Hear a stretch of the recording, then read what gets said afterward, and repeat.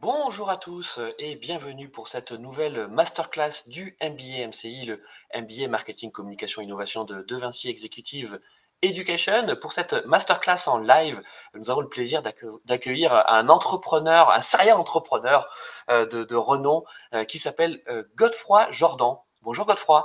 Bonjour. Merci beaucoup d'être avec nous. Donc pour cette masterclass, on va dire avec un intitulé très alléchant, hein, qui est quel avenir pour la blockchain, pour la crypto-révolution blockchain. J'espère que vous nous excuserez le mauvais jeu de mots. Godefroy, bien sûr, tu vas te présenter, mais il se trouve que la blockchain, elle occupe quand même une place singulière dans ton parcours, puisque on va dire que tu as quasiment tout essayé dans la blockchain. Disons que je me suis intéressé à titre personnel assez tard, en fait, hein, parce que on parle d'une technologie qui a déjà presque 20 ans, donc qui est restée dans l'ombre, qui est restée complètement confidentielle pendant une dizaine d'années, donc qui est quelque chose qui était lié à une toute petite communauté de développeurs qui n'imaginaient pas ce qu'ils avaient inventé. Et puis, dans les années au milieu des années 2010, ça a commencé à se populariser autour de la spéculation, on reviendra dessus, des crypto-monnaies et du Bitcoin. Et il se trouve que moi, je me suis d'abord rentré par là, comme beaucoup, par l'achat de crypto-monnaies, qui est la bonne façon de s'initier, parce que pour le faire, on en reparlera, mais pour le faire, il faut commencer à comprendre les notions de base qui permettent de finir par avoir sur son portefeuille virtuel, son wallet, de détenir une crypto-monnaie et donc d'avoir finalement un lien avec une écriture sur la blockchain. Et puis après, j'ai eu une expérience avec ce qu'on a appelé les coins, hein, donc les jetons. Après les crypto-monnaies, il y a eu la mode des ICO, Initial Coin Offering, et c'est tout d'un coup, après avoir vécu pendant peut-être 10-15 ans avec le Bitcoin, il y a eu une lancée sur le marché de centaines, de milliers, il y en a maintenant 10 000, de jetons cryptographiques complètement dérégulés, avec certains qui ont eu un succès fou, comme l'Ethereum, qui est devenu en fait le challenger du Bitcoin, et puis d'autres comme, on peut prendre un exemple très rigolo, qui est le Shiba Inu. Donc là, on est au comble du marketing financier crypto, c'est-à-dire quelqu'un qui invente un jeton qui n'a aucun sens, aucun but, si ce n'est qu'il est représenté par un petit chien, un Shiba, et que Elon Musk dit c'est cool, et que la valorisation monte à des milliards, s'effondre, monte, etc. Euh, et donc, dans ce contexte-là, moi, j'ai voulu lancer une ICO avec une utilité, cette fois, en 2018, qui était le Hub. C'était l'idée de faire, en fait, une boîte noire des immeubles avec un jeton cryptographique qui servait de monnaie pour que chaque transaction d'un objet connecté, qui allait par exemple détecter une détection incendie ou une inondation, soit écrite dans la blockchain de manière à rendre la trace de cet événement totalement inaliénable, ineffaçable, et pouvoir l'opposer après aux tiers, c'est-à-dire les assureurs, les bailleurs, les locataires de l'immeuble, surtout dans les problématiques d'accident. Alors, je vais fermer la porte parce que j'entends qu'il y a des gens qui parlent à côté de mon bureau. Oui, vas-y, Godefroy. Et donc effectivement, Bon, cette, cette expérience qui n'a pas abouti parce qu'on est venu un petit peu trop tard sur le marché m'a permis de faire un petit tour du monde, un roadshow, comme on dit, donc d'aller dans plein de salons, une vingtaine de salons dans toutes les villes d'Europe, et aussi d'aller en Asie rencontrer les plus gros fonds. Et c'est là que j'ai compris que le centre de gravité de crypto était délibérément en Asie et aux États-Unis, et que partir d'Europe était un handicap énorme pour un projet crypto. Voilà. Et Alors puis, Godefroy, je disais que tu étais un serial entrepreneur. Donc justement, dans le cadre de cette aventure du Hub, HAB, tu as lancé une start-up en fait qui s'appelait Smart Hub et qui était justement à la croisée, hein, de tous ces univers qu'on a décrits, l'immobilier, l'assurance, mais aussi la tech avec ce Hub. Mais il n'y a pas que ça, parce que aujourd'hui, raconte-nous un petit peu dans quelle aventure tu es. Alors, tu es loin de la blockchain, quoique. moi, Euh, aujourd'hui, oui, je suis plus dans le digital à proprement parler. Je digitalise un métier très traditionnel qui est la chasse de tête. La chasse de tête, c'est approcher des candidats par téléphone pour leur proposer un job et de changer de job. Donc, c'est un des segments du marché du recrutement, très longtemps réservé aux cadres. Et aujourd'hui, nous, on descend sur des postes jusqu'à 25 000 euros de salaire parce qu'on va adresser le problème des postes pénuriques. Vous savez qu'il y a en France des milliers de postes très utiles à la société, des infirmières de bloc opératoire, des conducteurs de travaux, des caristes, des techniciens de maintenance qui ne trouvent pas aujourd'hui, qui sont des postes vacants. Voilà, et nous, on apporte une solution avec Headhunting Factory, une solution sur le marché aux entreprises. Et là-dedans, on a du digital parce qu'on travaille sur un outil métier qui est un software en SaaS, parce qu'on a un extranet client pour suivre l'émission, parce qu'on met un petit peu d'IA pour piloter la transcription des entretiens avec les candidats, enfin, beaucoup de choses comme ça. Voilà. Donc, je mets mon expérience du digital sur ce métier traditionnel, et aussi en matière de communication. On a chose que j'avais jamais fait. On est vraiment dans le zéro papier, c'est-à-dire qu'on n'a pas de plaquette. On interdit à tout commercial ou autre d'avoir une plaquette, et toutes les présentations, on n'a même pas de PowerPoint, et toutes les présentations commerciales se font sur le site web. Qui doit en permanence représenter à jour le déroulé du script commercial. Comme ça, on n'a pas à le chercher. Alors, il y a une petite subtilité quand même, c'est qu'il y a une version landing page visible que par nous, avec un petit peu plus d'informations sur la version publique, mais néanmoins, c'est la même structure. Voilà, et donc, et en parallèle, donc toujours pour garder un pied dans la crypto, j'ai une activité qui est plutôt un side project, qui s'appelle Twineva, où je conseille des institutions muséales, par exemple le Centre Pompidou ou le Musée des Augustins à Toulouse, avec un ancien ministre de la Culture, pour les amener à faire des projets NFT, des projets crypto, sachant que c'est très compliqué là, parce qu'il y a en plus une dimension de réglementation qui fait que les acteurs publics parfois ne peuvent pas y aller, tout simplement parce que ce n'est pas assez réglementé. On a parlé de la jungle des cryptos, mais il y a encore tout un tas d'aspects qui ne sont pas régulés. Et donc, il y a eu un chiffre qui est sorti ce matin. Voilà, le crime organisé a représenté en 2023 24 milliards d'euros de transactions dans la crypto. Donc, c'est à la fois c'est beaucoup d'argent, pas grand-chose à l'échelle de l'économie, mais c'est beaucoup d'argent, et c'est beaucoup trop pour faire de cet espace un espace serein. On va parler beaucoup des NFT. Pour le coup, les NFT est un compartiment qui a été très peu envahi par le cybercrime, puisqu'il ne pèse que moins de 0,1% comparé à la crypto-monnaie. Donc, c'est un espace qui est beaucoup plus serein, parce qu'il y a moins d'enjeux financiers, et il y a moins d'intérêt tout simplement pour les cybercriminels. Voilà. Bon, bah, écoute, merci Godefroy. Donc, ça y est, on est déjà en train de démarrer. Effectivement, donc dans le cadre de cette masterclass, l'idée, hein, pour ceux qui découvriraient la blockchain aujourd'hui, c'est bien sûr de faire un rappel sur ce qu'est cette technologie, et puis ensuite de voir quels sont les cas d'usage, parce qu'en fait, finalement, l'avenir de cette technologie va passer par les cas d'usage. Et Godefroy, tu as parlé justement des NFT dans l'art et dans la culture. C'est le prisme, en tout cas, que tu as pris et qu'on a pris ensemble pour le début de cette masterclass. On verra aussi quels autres types de cas d'usage on peut avoir pour la blockchain, pour une technologie qui finalement est encore émergente, hein, c'est-à-dire qu'elle n'est pas encore complètement intégrée dans le web, elle est toujours à côté. Hein. Aujourd'hui, dans le web quotidien de tous les jours qu'on vit aujourd'hui encore en 2024, il y a quand même assez peu de blockchain, Godefroy. Oui, oui, aujourd'hui, la blockchain reste, en termes d'usage, extrêmement marginale. D'abord, sa connaissance et sa compréhension par le grand public reste faible. On est 7 milliards d'êtres humains sur Terre. Je pense qu'il y a 5 milliards d'utilisateurs d'Internet mobile, sans doute 4 ou 5 d'utilisateurs d'Internet desktop. Il y a 100 millions d'êtres humains sur Terre qui ont eu à un moment donné touché la crypto et la blockchain. Donc, vous voyez, en termes d'usage, alors vous allez me dire, c'est presque autant que le nombre d'utilisateurs de ChatGPT, mais ChatGPT ne va pas s'arrêter à 100 millions, c'est certain. Donc, ça reste marginal. Ça, c'est au niveau du grand public. Et au niveau des entreprises, c'est encore pire, parce que là, en dehors je dirais, des 1000 plus grandes entreprises, et notamment toutes les entreprises de tech, qui à un moment donné s'y sont intéressées, il y a des initiatives très restreintes. Je prends un exemple. On va prendre deux exemples. On va prendre une banque, Société Générale, que vous connaissez tous. Société Générale, c'est un groupe de, je crois, 30 ou 40 000 personnes. Il y a une cellule de 4 personnes. Bon, mais néanmoins, avec un projet qui est validé par la présidence et qui est en train d'être mis en œuvre, qui est justement de permettre à des clients d'avoir un service de custody. Qu'est-ce que c'est la custody? C'est le stockage d'une crypto, et ça peut être intéressant pour un client et rassurant de se dire que sa banque a un service pour ça. Alors, comme les banques ne peuvent pas détenir des crypto-monnaies, la custody, ils sont en train de travailler dessus justement pour les NFT. pour dire, bah, si j'ai des clients dans la banque privée qui ont des œuvres d'art de valeur, je vais leur proposer un peu, c'est un service comme un coffre-fort à la banque, si vous voulez, pour les garder. Donc ça, c'est un projet concret. Deuxième exemple, sans doute l'entreprise la plus avancée en France, c'est LVMH. Vous connaissez tous LVMH.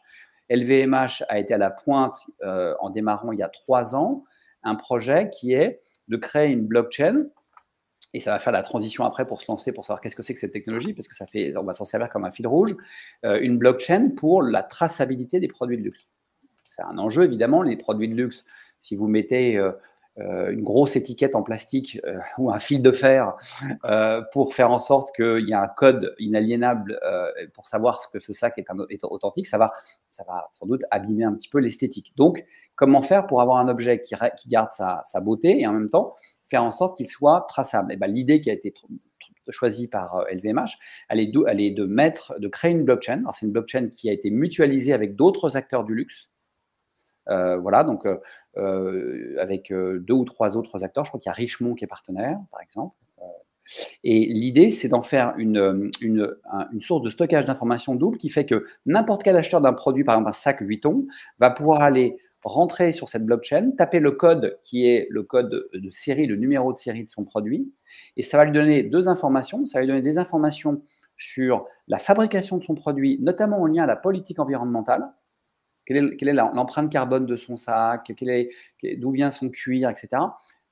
Des informations que vous n'avez pas la place de donner et puis qui sont un petit peu froides, donc par rapport au processus d'achat plaisir, on n'a pas envie de les donner à ce moment-là, mais surtout, ça va laisser ce numéro de série de manière inaliénable avec toute l'histoire du produit. Donc si demain vous le revendez ou s'il est volé, on a la trace avec ce numéro de oui, c'est vraiment un sac Vuitton. Si on ne le retrouve pas sur cette chaîne de blocs, ce n'est pas un sac Vuitton. Alors, bah, en fait, ça y est, on est déjà en plein dedans, hein, et merci Godefroy. Déjà, le premier élément de réponse qu'on peut donner donc, à cette question sur quel avenir pour la révolution blockchain, c'est qu'en fait, la révolution est encore à venir. Hein. Et on est au début, très certainement, de quelque chose. On va dire que les 10 dernières années, ça a été des années de tests, aussi de crash. Hein, tu as parlé des ICO, donc ça en fait partie. Mais du côté des NFT, et là, je vais justement peut-être te laisser enchaîner sur les NFT, on voit que c'est pas qu'un feu de paille. Voilà, il y a eu effectivement un emballement autour des NFT, mais maintenant on arrive sur quelque chose d'un petit peu plus dur et d'un peu plus concret, et notamment tu parlais donc du luxe, mais aussi de l'art. L'avantage de la blockchain, c'est effectivement de générer de la confiance parce que c'est inaltérable, et donc on voit bien que pour la culture et pour l'art, c'est aussi la garantie de se dire que non seulement on a quelque chose d'exclusif, de réellement unique, hein, et aussi peut-être derrière d'avoir toute une économie qui se monte. Parce qu'en fait, c'est ça, c'est quand on dit quel avenir pour la révolution blockchain, c'est aussi quelle économie pour la blockchain. Oui, c'est ça.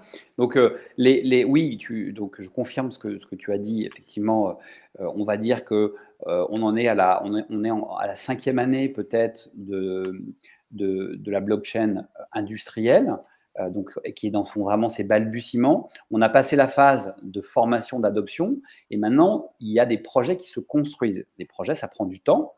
Il faut les construire, les élaborer, il faut les sortir, il faut les lancer. Et donc, on est sur plusieurs axes. Des axes effectivement essentiellement de confiance, on le verra, puis après pas mal d'usages marketing. Il y a un énorme volet qui se développe sur la notion de club de consommateurs, de groupes de clubs de fidélisation, et de faire des programmes de fidélisation basés sur un membership blockchain qui permet d'être beaucoup plus global, sécurisé et autres. Et donc ça, c'est des choses qui se développent. Il y a énormément de projets qui sortent, mais effectivement, on va voir qu'il va falloir encore un peu de temps. Il va falloir un peu de temps parce qu'on bute encore sur. Il y a quelque chose à craquer, on va le voir après, quand on va commencer sur la technologie. Là, il y a un point difficile qui est le point sur la détention des cryptos à travers d'un wallet, et que ça, on a du mal à le rendre grand public. Voilà. Alors, il y a des initiatives, je prendrai des exemples qui marchent pas mal là-dedans, et je pense que il y a des secteurs qui vont se l'approprier. Donc, le luxe est sans doute en pointe. L'immobilier, pas en France et en Europe, mais dans beaucoup de pays où il n'y a pas des infrastructures aussi solides que les notaires et autres, ils trouvent un intérêt. Il y a l'art, tu l'as cité, donc, mais qui est un tout petit marché. Donc, il y a beaucoup, beaucoup de choses. Il y a l'environnement qui va beaucoup, notamment tout ce qui est recyclage, tout ce qui va demander une traçabilité de masse, en fait. ou qui va demander les deux gros leviers, c'est traçabilité de masse, parce que je peux faire un système de traçabilité de masse infaillible, mais qui coûte 1000 fois moins que des notaires et que l'humain. Et le deuxième, c'est l'échange de produits numériques, le goodies numérique. Vous voyez, je sais pas, j'imagine que parmi vous, il y en a qui jouent à des jeux vidéo où c'est développé fortement la vente de tiny items, on peut acheter une armure pour habiller pour son personnage. Il y a plein de choses qui ont été créées, on peut acheter des droits, etc. Bon, ben, ça, aujourd'hui, ce sont donc des produits 100% numériques et informatiques. Et ben, ces produits numériques et informatiques, la chaîne de blocs apporte le moyen de faire du trading de ça. Voilà, donc de les échanger tout simplement en suivant les transactions et en créant donc de la valeur, puisqu'on va pouvoir leur mettre un prix grâce à l'infrastructure de crypto-monnaie qui est à côté. Donc tout ça va permettre des usages qui vont se développer. Et il faut quand même voir un point majeur dans tout ce qu'on a dit là, c'est que le taux d'usage, d'adoption et de compréhension de la génération Z, sans doute une partie de vous, c'est-à-dire les 18-25 ans, il est juste monstrueux. C'est-à-dire aux États-Unis, je crois qu'il y a 80% des 18-25 ans qui ont déjà acheté une crypto. Ils comprennent, ils sont à fond, etc. Donc ça veut dire que je pense que parmi tous les usages numériques, c'est peut-être celui qui a le plus créé un barrage générationnel. Quand on a eu l'arrivée du e-commerce que j'ai vécu à la fin des années 90, c'était facile pour tout le monde de comprendre qu'il pouvait mettre sa carte bleue, même pour une personne de 70 ans. Quand on a eu le téléphone mobile, vous voyez dans la rue, vous avez des personnes âgées qui ont de l'Internet mobile. Là, on a vraiment quelque chose où il y a une cassure. Ça n'a pas pris sur les plus de 30 ans. Et le cœur du marché, c'est les 15-20 ans. Donc et les nouvelles générations suivent, et bien sûr. Donc je pense que c'est quelque chose qui va aussi devenir massif quand cette génération-là, donc la vôtre, va commencer à rentrer dans le monde du travail, lancer des projets, être entrepreneuse, et que donc ça va nous décaler de 10 ans. On va voir les projets sortir avec une adoption massive dans 10 ans, je pense. Voilà. Donc il faut être patient et optimiste. Bon, mais écoute, c'était une super introduction. Merci, Godefroy. Je te laisse partager ton écran si tu le souhaites. On va répondre à quelques questions dans le chat, effectivement.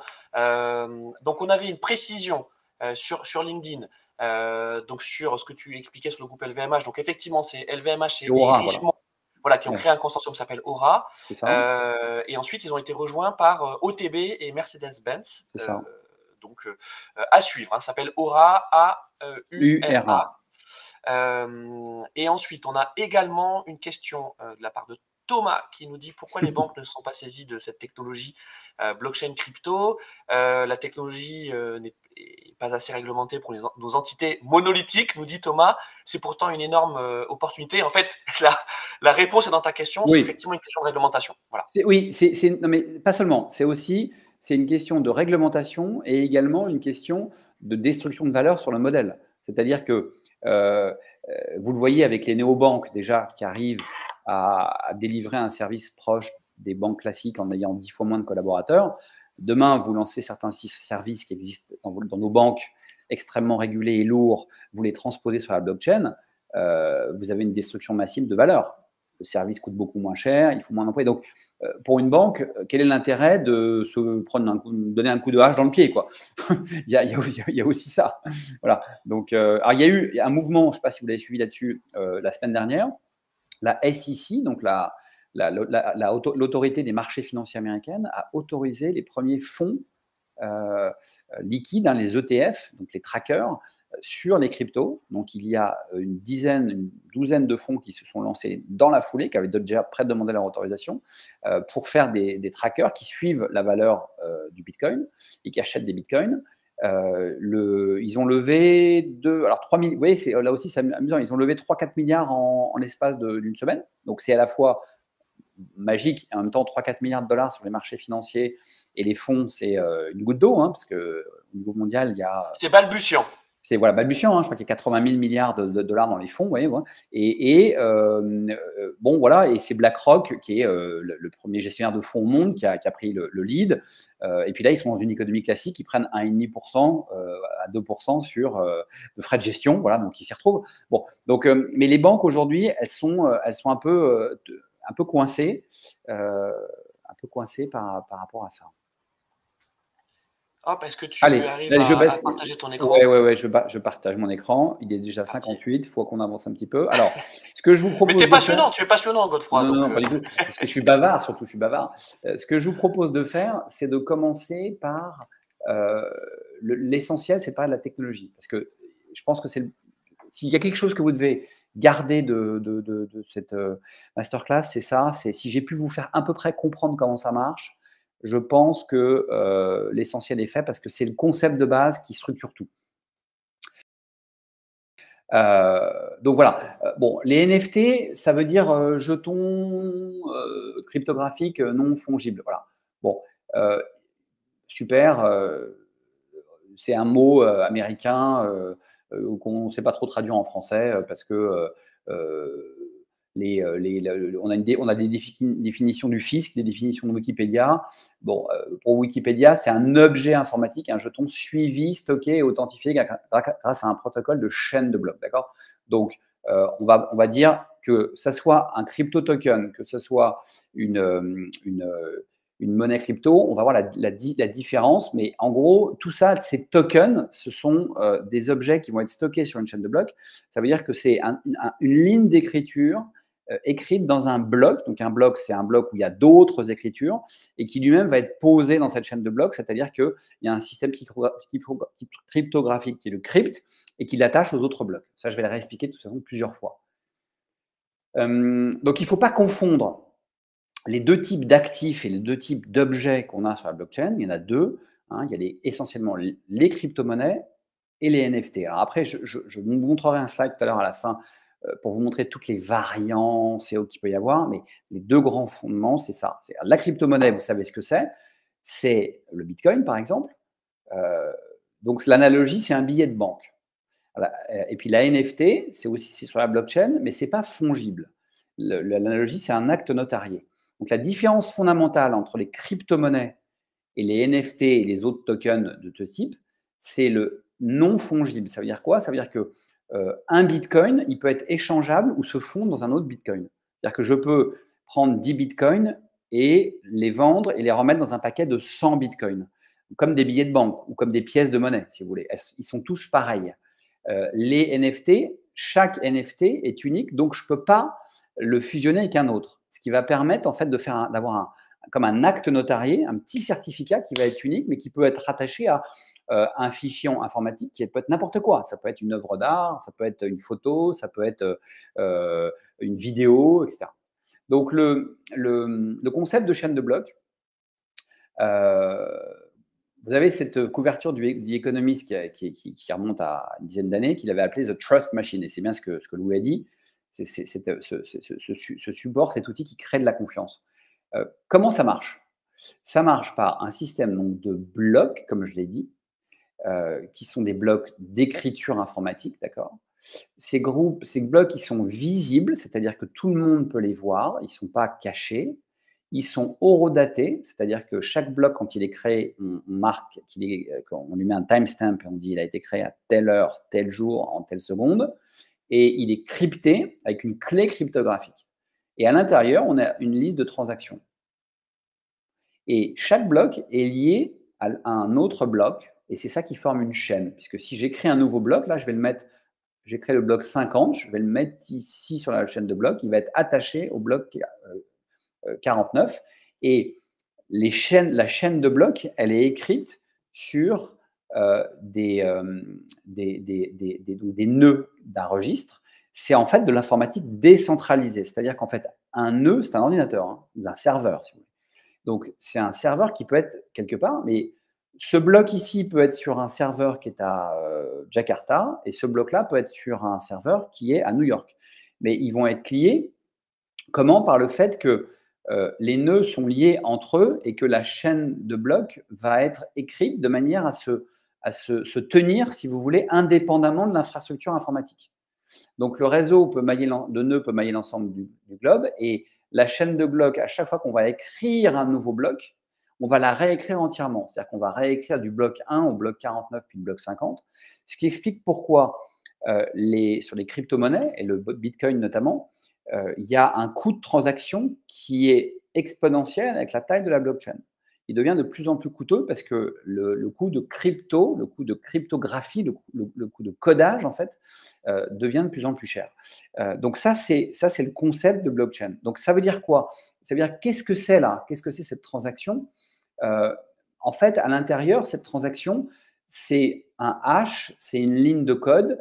Ça peut être un smart contract, donc un contrat intelligent, mais en tout cas, c'est juste une petite ligne de code, quoi. C'est pas grand-chose. Vous voyez, ça ressemble à ça.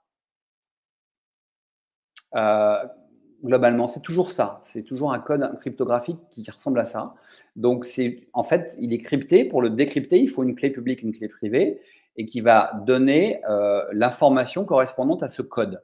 Donc, finalement, la blockchain, si je essaie de resynthétiser, c'est un grand livre écrit de manière décentralisée sur plein de serveurs, avec des pages, et chaque page est un bloc. Et dans ces blocs, on a une liste de codes cryptographiques qui ont été créés par une norme cryptographique et qu'on peut décoder avec une clé privée si on est le propriétaire de cette ligne. Mais il y a toujours une partie publique dans cette ligne qui est l'auteur de cette transaction quand elle a été faite. Donc, ce qui permet une traçabilité, une transparence totale. Donc ça, c'est le fonctionnement.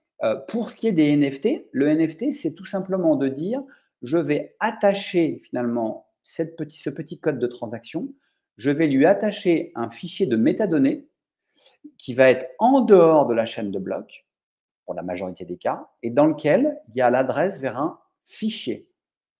Voilà. Donc j'ai écrit une transaction cryptographique qui me permet de coder l'accès à un métafichier. Dans ce métafichier, ce fichier, je vais avoir des métadonnées, c'est-à-dire je vais avoir 10, 15, 20 lignes de données. Et dans ces lignes de données, j'ai une adresse d'un fichier qui est soit hébergé dans le cloud, soit hébergé dans un fichier, un réseau de stockage décentralisé comme IPFS qui lui-même fonctionne sur les mêmes systèmes que la blockchain. Et donc, finalement, ce certificat, là, le NFT, il va afficher l'adresse du propriétaire et puis il va y avoir un identifiant unique, un token ID, qui est la clé pour le propriétaire qui lui permet d'ouvrir et de gérer ce certificat. Et le contenu numérique, ça peut être n'importe quoi, parce que comme il n'est pas stocké sur la blockchain, ça peut être une image 2D, une vidéo, une image 3D, un modèle de forme, n'importe quel objet numérique peut être certifié par un NFT. Donc, j'ai parlé de à quoi ça ressemblait. Donc là, je vous fais une présentation un peu critique d'un journaliste un peu ironique de Bloomberg qui dit en fait, si vous achetez un NFT, vous possédez une note sur la blockchain qui dit que vous possédez un pointeur vers un serveur web. Il y a probablement l'image d'un singe sur ce serveur web, mais cela n'a rien à voir avec la blockchain.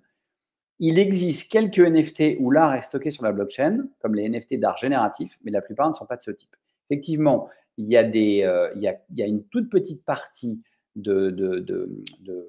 des NFT qui ont coupé les points 2 et 3 et on dit non, non, non, non, nous on veut que le fichier de contenu soit aussi sur la blockchain. Alors sur la chaîne Ethereum, mettre un fichier de, vous ne pouvez pas mettre plus d'un fichier de 1 méga et ça vous coûte 1000 à 2000 euros de le faire en frais cryptographiques. Et donc, forcément, ça limite l'expression artistique. Et donc, c'est pour ça que c'est le lieu de l'art génératif. C'est en fait un art qui est basé sur la génération d'œuvres d'art par un script informatique. Donc, c'est de l'art purement informatique.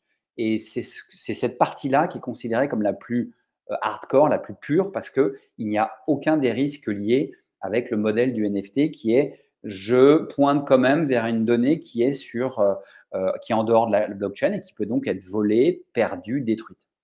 Bon, il faut quand même savoir aussi, pour nuancer, que une chaîne de blocs telle qu'elle est présentée ici, quand vous prenez, il y en a des milliers, elles ne sont pas toutes solides parce que j'ai parlé des nœuds qui sont les acteurs d'une blockchain et vous avez des petites blockchains où il y a 30, 40 nœuds qui appartiennent peut-être à 20 acteurs différents, qui sont des acteurs privés.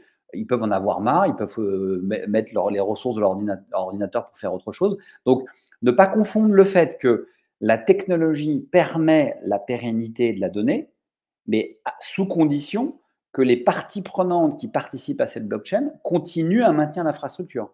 Ce qui veut dire que le Bitcoin et les Bitcoins sont éternels, comme l'or, par exemple, comme une pièce d'or, c'est faux. C'est totalement faux. Alors, un billet de banque, si vous le brûlez, il a disparu.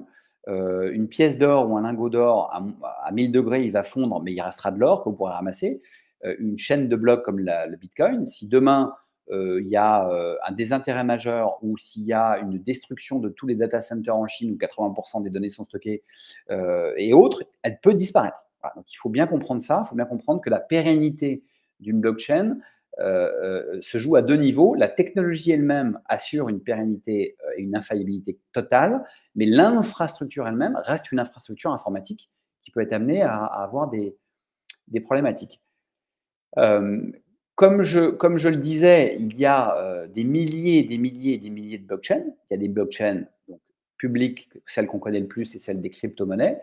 Il y a des blockchains privées, celle dont on a parlé tout à l'heure de LVMH avec Aura, c'est une blockchain privée. C'est le consortium Aura qui l'opère. Il y a des blockchains encore plus petites et je dirais presque confidentielles. Dans les NFT, la blockchain la plus forte en termes d'échange, c'est Ethereum, qui a 84% de part de marché. La deuxième, c'est Bitcoin. Et après, vous voyez, ça s'effondre très vite. Polygon, Solana, Flow, Arbitrum, BNB. Et prenons l'exemple de Polygon. Polygon, c'est une blockchain qui a aussi des services vendus aux entreprises et qui a des projets qui ne sont pas seulement les NFT. Vous avez des blockchains qui ont été créés dans des verticaux, c'est-à-dire vraiment pour des verticaux industriels. Voilà, il y a par exemple, on a parlé de Aura, mais il a un concurrent privé qui s'appelle Ariani, A-R-I-A-N-E-E, qui est une start-up française qui a levé 15 millions d'euros et qui, elle, dit aux autres acteurs du luxe, si vous n'êtes pas dans Aura, moi, je vous propose la même chose sur ma blockchain privée et je vous loue les services. Donc, c'est un monde qui, et je pense aussi par rapport au point de Louis tout à l'heure, la fragmentation est souvent une caractéristique de l'immaturité d'un marché. Le fait qu'il y ait des milliers et des milliers de blockchains. Voilà. Alors, si un nœud est cassé, on perd une partie du livre. Alors non, justement, la beauté du système, c'est que la blockchain, elle se réécrit partout, sur tous les nœuds. C'est-à-dire que elle se copie partout, elle se réplique partout sur tous les nœuds. C'est-à-dire que si je coupe ces deux nœuds-là, on peut créer un nouveau nœud et recopier la blockchain, puisque en fait, c'est des copies photos. Donc, je peux créer mon bloc ici sur ce nœud, le bloc 50, mais on va réécrire la blockchain partout de 1 à 50 sur tous les autres nœuds. C'est aussi une chose qui garantit sa pérennité, c'est le fait qu'on a une réplication de l'intégralité jusqu'à la dernière transaction sur autant de nœuds qui participent au serveur. Donc, par exemple, dans le Bitcoin, pourquoi les gens participent au Bitcoin? Parce que le minage, ça s'appelle, créer des transactions, le minage rapporte de l'argent. C'est-à-dire que si vous minez des transactions Bitcoin, si vous arrivez à résoudre une équation cryptographique, vous êtes récompensé en Bitcoin. Donc, en fait, les mineurs, les gens qui participent au blockchain et qui mettent à disposition leurs ordinateurs, ce sont des grosses boîtes informatiques où le modèle économique, c'est il faut que je mette un investissement informatique en matériel et en ressources humaines qui me coûte moins que avec la probabilité de transformation que je vais avoir de créer 10, 15, 20, 50 bitcoins par an, ça va me couvrir mes frais avec un bénéfice. Voilà, donc c'est comme ça que ça fonctionne aujourd'hui dans le voilà. Alors aujourd'hui, si on parle des risques, faut savoir que donc une crypto, que ce soit un bitcoin, un NFT, le propriétaire, lui, il les installe sur un wallet. Donc un wallet, c'est un portefeuille cryptographique. Le portefeuille cryptographique, il est de deux natures. Soit il est physique, vous avez peut-être entendu parler de la société Ledger, c'est une société française qui fabrique à la Motte Beuvron, dans le centre de la France, près de Vierzon, qui fabrique des clés qui est numéro 1 mondial. Et l'idée, c'est de dire, vous pouvez écrire, recopier votre détention avec une clé cryptographique physique, comme une clé USB, la mettre au coffre de votre banque, c'est ce qu'il y a de plus secure. Et puis de l'autre, vous avez un stockage custody qui se fait sur la plateforme de trading comme Coinbase, avec le risque que si elle se fait hacker, tout le monde se fait voler. Il faut savoir qu'il y a des milliards et des milliards de vols et d'attaques sur les mêmes schémas que les attaques informatiques classiques, c'est-à-dire on va essayer de vous voler votre mot de passe ou usurper votre identité. La Corée du Nord, par exemple, a la plus grosse usine au monde de vol de crypto parce que c'est un bon moyen pour eux de voler des bitcoins et de s'en servir pour réinvestir alors qu'ils sont sanctionnés quasiment sur tout. Et donc de faire du commerce Et international. encore, Godefroy, encore la Corée du Nord, hein, décidément. Décidément, ouais. Je crois que sur les 24 milliards de fraude crypto en 2023, la Corée du Nord doit peser 10 à On 20%. a une question dans le chat de Frédéric Patry, qui est Oui, un alumni du Frédéric. MBA et qu'on salue chaleureusement. Il nous dit, question simple pour la NFT, qu'est-ce qu'une œuvre d'art numérique et pourquoi elle a de la valeur? Alors, maintenant qu'on a parlé, on va en parler après qu'une fois qu'on a parlé de l'infrastructure. En fait, l'œuvre d'art, elle est là. L'œuvre d'art, comme je l'ai dit, elle est, j'ai mon certificat NFT et de l'autre, il y a un fichier quelque part. Je peux avoir une photo de Helmut Newton ou une reproduction d'un tableau de Picasso avec des droits donnés par la Picasso Foundation. Donc, on doit dissocier totalement, la première partie de la réponse, et à ce stade-là, c'est important de le dire, on doit dissocier totalement le médium, l'œuvre, du dispositif. Le dispositif, c'est un dispositif qui permet d'avoir un certificat crypto sur une œuvre, mais l'œuvre peut être un dessin d'enfant, peut être un truc complètement cybernétique, ça peut être n'importe quoi. Il y a autant d'œuvres d'art numérique que de goût dans la nature. Et on verra après, si vous voulez, je vous présenterai une petite segmentation je vous présenterai une typologie des types d'œuvres et ça répondra à la question de Frédéric. Voilà. Et pour terminer, donc sur la partie techno, une faible empreinte de l'argent sale, comme je vous disais, puisqu'il y a 1 euro de mafia ou du cybercrime pour 10 000 euros investis. Donc, ça reste un espace assez vierge. Alors, il y a un gros sujet juridique en général. Il faut savoir que quand on rentre dans la crypto, il y a un gros sujet juridique parce que il y a plein de choses qui sont encore en cours de régulation.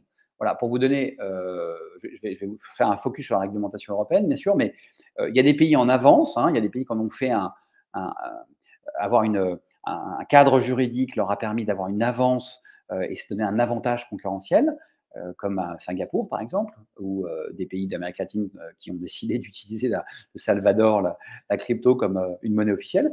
Et puis il y en a d'autres qui sont très prudents parce que pour des raisons politiques. On va prendre 2 exemples. La Chine qui interdit aux Chinois de détenir des cryptos, alors que la Chine, d'un point de vue infrastructure, est l'endroit où il y a le plus de cryptos stockés, parce que c'est un moyen pour les Chinois d'échapper au contrôle d'échanges et notamment à la détention de devises étrangères.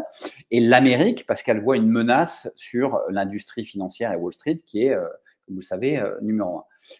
Donc, on est en construction avec des trous dans la raquette. Pour ce qui concerne les NFT en particulier, on ne sait pas ce que c'est. On ne sait pas si c'est c'est lié à la question de Frédéric. Si on le regarde du côté du sous-jacent, c'est un fichier d'œuvre d'art. Donc, est-ce que c'est une œuvre d'art? Non, ce n'est pas une œuvre d'art.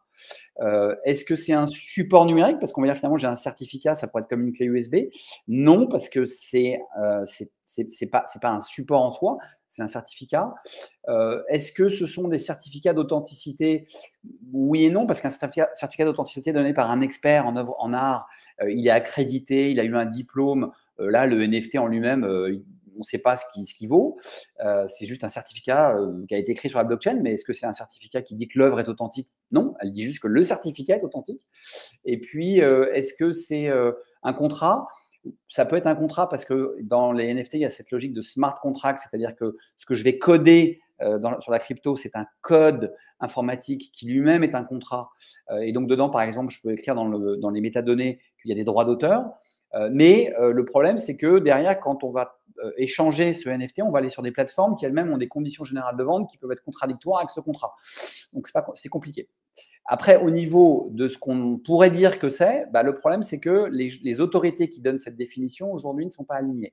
On a une définition par le Code civil qui nous ferait penser qu'un NFT est un bien meuble incorporel. On a la DGI qui essaye désespérément de faire une définition, la Direction générale des impôts. Il y a une tentative d'amendement dans la loi de finances 22, dans la loi de finances 23, à chaque fois, ça n'a pas été voté pour dire qu'est-ce que c'est. Voilà, donc c'est aujourd'hui un peu un ovni, ce qui est un problème. Le problème est lié aussi aux détenteurs de droits, parce que si vous êtes un détenteur de droits, que vous mettez des œuvres d'art en NFT, vous avez des petites incertitudes. Je vais aller assez vite sur le cadre français. La France a été pionnière sur la partie transactionnelle. Elle a voulu protéger les consommateurs qui achetaient des cryptos. Donc, elle avait créé une loi pour dire que les acteurs qui offraient des services transactionnels devaient avoir un agrément, ou en tout cas se déclarer à l'AMF, l'autorité des marchés financiers. Ça, c'est une loi de 2019, une loi qu'on doit à Macron. Et derrière, on a eu un deuxième paquet là, qui a été voté là tout récemment en octobre, qu'on appelle la loi Sorare, qui vise les jeux numériques. Parce qu'il y a tout un volet aussi des NFT qui est lié à des jeux qui s'apparentent un peu à des jeux de hasard. Et donc, on a voulu transposer la réglementation qui va avec tout ce qui est Française des jeux, loto, tiercé et autres. Voilà. Et puis, on n'a toujours pas de règles fiscales. Mais en même temps, en parallèle, une partie des réglementations françaises est devenue obsolète parce qu'il y a un règlement européen qui est rentré en vigueur le 29 juin, qui s'appelle MiCA, qui, lui, a créé un cadre harmonisé sur l'offre publique et l'admission aux négociations de jetons, justement, donc toujours le transactionnel, la fourniture de services sur cryptoactifs par des prestataires. Et les NFT ont été exclus du champ MiCA. Les législateurs européens ont dit on verra plus tard, on fera une autre loi. Voilà. Donc, ça veut dire quoi? Les acteurs ont jusqu'au 30 juin 2024 pour rentrer dans ce cadre, ce qui veut dire que en 2024, cette année-là, la loi française qui avait été pionnière va s'effacer au profit de MiCA qui va remplacer ces dispositions. Et donc, on est toujours là, donc le 19 janvier 2024, on n'a aucun encadrement spécifique des NFT en France, ce qui est très sympa. Voilà, on a juste un rapport du Conseil de supérieur de la propriété littéraire et artistique qui a fait un rapport le 12 juillet 2022 à la ministre de la Culture, la précédente, et qui a fait plein de recommandations, dont pas une seule encore aujourd'hui n'a été appliquée. Donc ça, c'est pour la partie juridique, et on va rentrer un peu plus dans les contenus, et ça va permettre de répondre aux questions de Frédéric. Le marché, donc, aujourd'hui des NFT, il est segmenté sur 5 types de contenus, comme vous le voyez là. Le plus gros, c'est ce qu'on appelle les collectibles. Donc, en fait, ce sont, on pourrait, je ne sais pas si vous connaissez les vignettes Panini ou les gens qui collectionnaient les pins. Enfin, en fait, c'est tout le marché des petits objets de collection, pas chers, 5, 10, 15, 100 dollars. Alors, évidemment, les yachts bord-tapis, il y en a qui sont vendus 300 000 dollars, mais on est par exemple sur Sorare, une start-up française. Vous pouvez acheter des cartes de joueurs, je ne sais pas si parmi vous, il y en a qui l'ont fait, et jouer avec, les échanger. Voilà.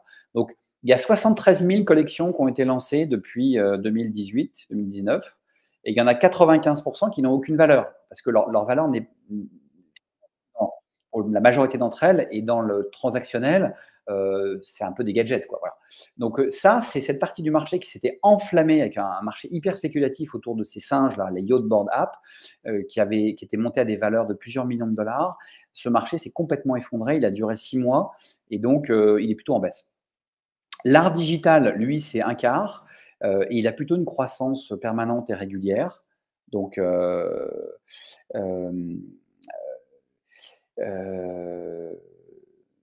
on parlera de l'aspect physique et virtuel. Ici, on est dans des objets qui sont purement virtuels.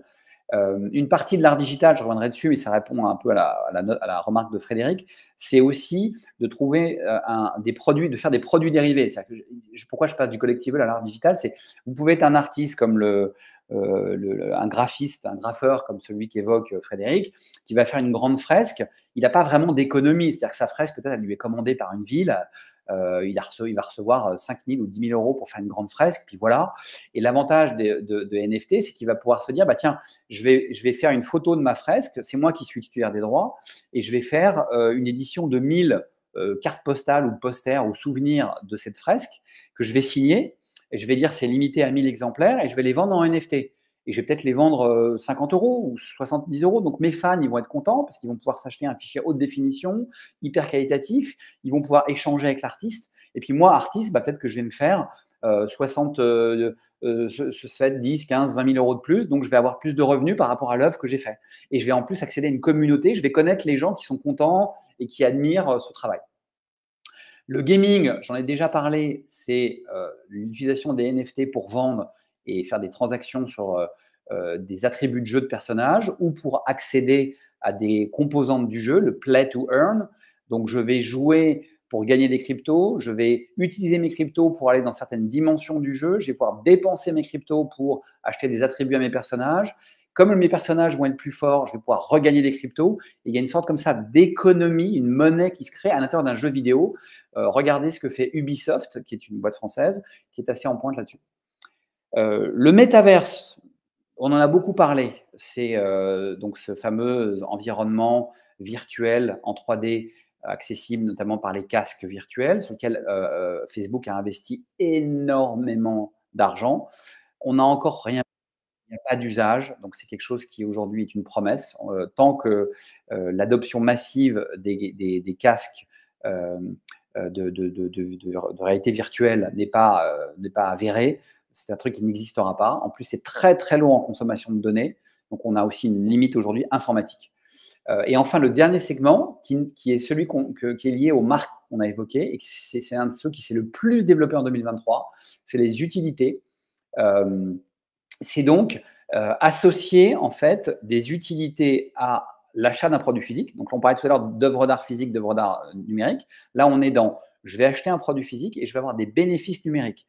Donc, c'est par exemple, je vais acheter un produit Vuitton et je vais avoir une œuvre d'art qui m'est offerte sous forme de NFT. On a vu, par exemple, il y a un programme à l'hôtel Bristol, qui est un palace parisien, où vous avez la possibilité d'acquérir des NFT qui vont vous donner une carte de membre d'un club sous forme de NFT, et vous allez avoir sur votre portefeuille l'hôtel qui vous dépose en fait des petits privilèges, comme par exemple à pouvoir avoir 3 nuits gratuites dans une suite. Le Nike Swoosh, c'était assez intéressant puisque c'était un concept de personnalisation Nike lié à des identités et des certificats NFT. Ils en ont vendu 365 000, donc ça montre une adoption quand même assez significative. Et il y a eu plein de tentatives et d'essais de marques en 2023. Quasiment toutes les marques de luxe ont fait quelque chose. LVMH a été très, très, très à l'avance. Donc ça, c'est en train de se développer très fortement, ce segment-là. Alors, pour la question de Frédéric, je ne me suis pas intéressé au sujet, mais j'ai pas vu de choses aujourd'hui. Je lis beaucoup, je fais beaucoup de veille. J'ai pas vu de choses. C'est étonnant. L'industrie du porno, c'est pas emparé du sujet. Voilà, je sais pas. Peut-être qu'il y a des choses que j'ai pas vues. Sur les modèles d'édition, donc ça revient aussi un peu à la réponse à la question de Frédéric. Sur les NFT art, en fait, on a soit des œuvres d'art uniques, soit des multiples. Les multiples, ça a toujours existé dans l'art. Vous savez, vous pouvez acheter à la boutique du musée d'Orsay, vous pouvez acheter un poster. Vous avez Salvatore Dali qui faisait, ou Picasso, des lithographies, des tirages à 100 ou 200 exemplaires sur papier, numérotés. Donc, l'édition de multiples a toujours existé dans l'art. On a toujours eu cette articulation entre œuvre unique, premium, et puis édition multiple pour rendre les œuvres plus accessibles. On retrouve la même chose dans les NFT art. On a soit de l'art 100% digital, alors de l'art pur, comme par exemple un duo de graphistes italiens qui s'appelle Akatao, qui fait des images un peu animées, comme des mèmes, avec un look un peu cyberpunk, qui marche très très fort. Les mêmes Akatao, ils ont fait par exemple une expérience liant le physique et le virtuel pour Christie's, qui a vendu il y a 1 an et demi, qui a trouvé un dessin unique, une tête d'ours de Léonard de Vinci. Et en fait, ils ont demandé à Akatao de l'interpréter. Donc, Akatao a réinventé cette tête d'ours. Et quand on regardait, on pouvait se faire prêter des Oculus lors de l'exposition de Sotheby's. On voyait en fait l'ours virtuel qui sortait en 3D du dessin de Léonard de Vinci. Donc, l'œuvre, quand il y a eu la vente aux enchères, le dessin de Léonard de Vinci s'est vendu, je crois, 11 millions, 8 millions de dollars. Et ils ont vendu l'œuvre d'Akatao, qui, elle, s'est vendue 300, 400 000 dollars. Et à côté de ça, il y a eu une série de petites captures d'écran, de petites photos de cette tête d'ours sous plein de formes différentes et qui a été vendue 100, 200 euros. Ça, c'est donc le schéma classique. Après, on a ce fameux art génératif que j'ai évoqué, qui donc, en fait, est un fichier informatique qui va faire de l'art essentiellement abstrait, parce que c'est un fichier informatique qui exécute des images. Donc, on a l'artiste le plus connu au monde, le numéro 1 avec Beeple, il s'appelle Refik Anadol. Il a exposé au MoMA, il a exposé au Louvre-Lens, il a exposé à Milan au musée Bulgarie. Donc lui, il est prof d'histoire de l'art à Los Angeles et il a fait travailler ses étudiants sur des patterns en fait qui vont faire qu'ils créent en fait des images qui se créent en continu à partir de la réinterprétation d'autres images. Donc c'est une sorte de matière organique, ça ressemble à de la mousse ou à des, c'est assez étonnant. C'est très très beau et donc ça derrière, ça génère des ventes aussi d'œuvres. Et puis on a un autre exemple, c'est Eric Snowfro qui est un des meilleurs vendeurs d'art génératif pur. Vous voyez pour montrer la simplicité, c'est vraiment de l'art abstrait, c'est simple. Et puis après, on a un quatrième compartiment qui est, je parlais de la boutique du musée d'Orsay. Le musée d'Orsay, il a là en ce moment une exposition, comme vous savez, majeure avec Van Gogh. Et il a édité 2500 NFT d'une réinterprétation par l'IA du musée d'Orsay comme s'il avait été peint par Van Gogh. Voilà, et ça coûte 20 €. Et puis vous avez une autre start-up française qui s'appelle La Collection, dans lequel a investi Artemis, la holding de François Pinault et Frédéric Jousset, un sérieux entrepreneur qui, lui, fait des éditions d'images liées à des expositions muséales. Et donc, ils éditent 100, 200, 2000, 10 000 NFT. Il y a eu un exemple avec l'exposition Okusai de la Tate Gallery à Londres. Donc ça vous donne un panorama. Alors, sur les créateurs de bornades agissent contre la contrefaçon de marque. C'est-à-dire que de la même façon qu'il y a des faux en peinture, si vous voulez, tous les 10 ans, on arrête des faussaires, on découvre qu'il y a des faux meubles, des faux Picasso, etc. Ça a toujours existé. Là, dans le numérique, c'est encore plus facile. Donc, le paradoxe, si vous voulez, c'est que là, on est vraiment, comme il y a un certificat qui est quand même lié à l'œuvre, c'est très facile de créer un faux, donc un faux de n'importe quelle des œuvres que j'ai présentées là, mais il faut être très bête et très naïf pour, quand on l'achète, pas voir que en fait c'est un faux, parce que voilà, quand vous allez aller sur une plateforme, vous allez pouvoir regarder l'origine de la transaction, qui l'a émis. Et là, si c'est un copieur, il ne pourra pas mentir. Il ne pourra pas dire que c'est la maison mère de Bored Ape qui l'a émis. On va voir son nom. Donc, là, encore une fois, j'ai envie de dire, la criminalité autour des… C'est un peu comme quand vous achetez un faux sac Vuitton à un vendeur à la sauvette devant la Tour Eiffel. Vous vous doutez bien que ce type-là qui vous vend ce sac, il y a peu de chances que ça soit un vrai, parce que les vrais se vendent que dans la boutique LVMH. Mais vous l'achetez quand même. Donc, le sujet n'est pas… le fait que la technologie NFT facilite je dirais la fraude, c'est juste encore une fois la technique de la naïveté humaine qui fait qu'on peut arnaquer des gens.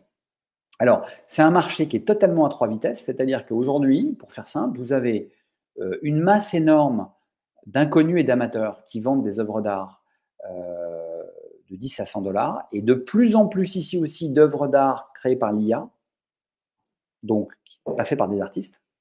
Donc on a un marché et des blockchains qui sont envahis par des œuvres d'art. Mais quelque part, il y a un côté assez sympa, c'est que ça permet à des amateurs qui sont totalement en dehors des circuits du marché de l'art, ou qui n'arrivent pas à accéder au public, de rentrer en contact avec des publics. Et donc c'est quelque part une désintermédiation.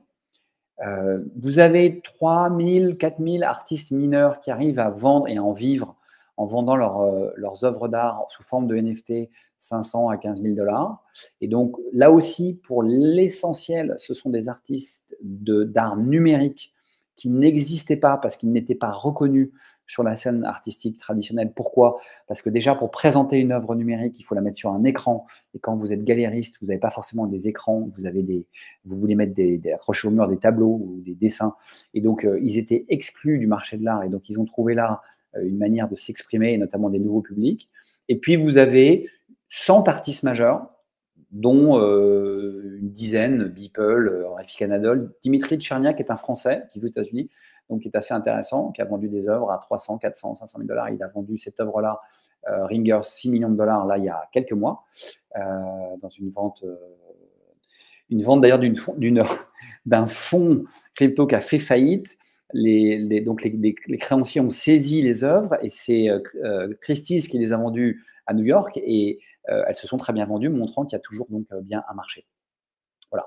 Alors, sur le marché, bonne transition, le marché des NFT, il y a eu donc une euphorie spéculative folle, folle, qui a duré 6 mois, donc au deuxième semestre 2021, et qui a fait qu'on a eu donc 870 millions de dollars d'œuvres, de transactions en mai 21 sur le NFT art et sur un marché global qui, ce mois-là, pesait plusieurs milliards de dollars en comptant les collectibles et tous les autres compartiments. Là, les chiffres que je vous montre, c'est la partie art, et donc c'était 20% du marché, donc il y avait 4 milliards et demi au total sur ce mois de mai. Tous les compartiments se sont effondrés, donc les NFT art aussi, ça s'est dégonflé en quelques trimestres, et on va dire que début 22, le marché avait quasiment complètement disparu. Là, en septembre 23, le total des transactions NFT art, c'était 22 millions de dollars, c'est-à-dire 10% du marché total des NFT, essentiellement du secondaire, donc quasiment plus d'émissions. Voilà. Alors, qu'est-ce qui s'est passé? Là, il y a eu un levier d'euphorie qui était que le sous-jacent artistique rendait attrayant l'investissement crypto, c'est-à-dire des gens qui avaient peur de la crypto, qui ne comprenaient pas les bitcoins, qui disaient c'est abstrait, c'est froid. Tout d'un coup, ils se disaient je n'achète pas un truc froid, j'achète une belle image. Et donc, c'était très attractif pour eux. Ça a attiré tout un tas de nouveaux acheteurs de crypto, des centaines de milliers, on estime à 500 000 à peu près dans le monde. Et puis surtout, le levier principal, c'est qu'il y avait un excès de liquidité crypto. Parce qu'en fait, comme le Bitcoin était à son plus haut, il était à 40 000 $, la capitalisation boursière de la totalité des cryptos, c'était 1 500 milliards de dollars. Et donc, quand vous êtes propriétaire vous avez acheté 1000 bitcoins en 2005 et tout d'un coup, vos 1000 bitcoins valent 40 millions de dollars et que vous êtes un développeur informatique de 28 ans à Séoul, acheter un NFT, c'est marrant. Donc, acheter un NFT 50, 100 000 $, c'est complètement abstrait puisque vous les achetez avec vos bitcoins ou vos Ethereum. Donc, vous échangez une monnaie un peu virtuelle que vous ne pouvez pas utiliser dans la vie réelle contre un autre actif. C'est fun. Donc, il y a eu un afflux massif parce qu'il y avait énormément de liquidités. Voilà. Et puis, il y avait une promesse de retour infini via les commissions de vente. C'est-à-dire qu'il y avait il y a eu un espoir qui s'est créé. Dans ces fameux métadonnées, on disait il y a un droit de suite, c'est-à-dire que si j'achète une œuvre d'art NFT, je vais pouvoir la revendre et quand je la revends, je vais pouvoir toucher une commission. Donc, il y avait l'idée de se dire, je peux avoir une rentabilité sur mon investissement. C'est-à-dire que si je l'achète 100 et que je la revends 200, non seulement, mais que le prochain propriétaire la revend 300, moi, je vais pouvoir toucher dessus. Le problème, c'est que les plateformes de transaction n'ont pas mis en œuvre ces dispositifs. Donc, ce mythe, c'est devenu un mythe, en fait. Voilà. Donc, après, qu'est-ce qui s'est passé? L'effondrement a été lié au fait qu'il y avait une très mauvaise qualité artistique et de saturation. Tous les jours, il sortait des singes, des requins, des dinosaures, des collections de collectibles complètement débiles. L'effondrement des crypto-monnaies qui fait que la market cap est passée en fait à 900 millions de dollars. Donc, on a perdu 600 millions de dollars de valeur. Donc, le même trader de Séoul qui avait 40 millions de fortune virtuelle, il se retrouve, il n'a plus que 22 et il se dit « Ouh, ça va peut-être faire zéro, il faut que je sois prudent ». Les enjeux juridiques qui ont commencé à émerger, et puis la nature intrinsèquement spéculative fait que quand le marché monte, les gens achètent en croyant que les arbres vont jusqu'au ciel, et quand ça commence à descendre, ils vendent en panique. Donc, marché spéculatif, comme on le voyait dans les bourses américaines à New York au 19e siècle, ou il y a plus longtemps dans les spéculations des tulipes ou autres. Donc, c'est devenu un marché de niche. Ça veut dire quoi? Ça veut dire qu'aujourd'hui, c'est 5000 transactions par mois. Donc vraiment, quelques dizaines de milliers d'acteurs, beaucoup qui restent inactifs. Et on parle d'un truc ultra confidentiel. Et puis, il ne faut pas oublier qu'une partie des transactions avait été encore fictive parce que on peut faire ce qu'on appelle du wash trading, c'est-à-dire c'est une technique pour en fait s'auto-acheter, s'auto-vendre un actif. Et donc, il y a des études qui ont été faites, notamment par cette plateforme, la Dune Analytics, qui montre que dans la partie la plus forte de la spéculation, une partie significative, plusieurs milliards, n'étaient en fait des transactions fictives, voilà, qui ont disparu aujourd'hui. Il n'y a plus ces transactions fictives. Et puis l'évolution elle-même de l'intérêt s'est effacée, puisque vous voyez que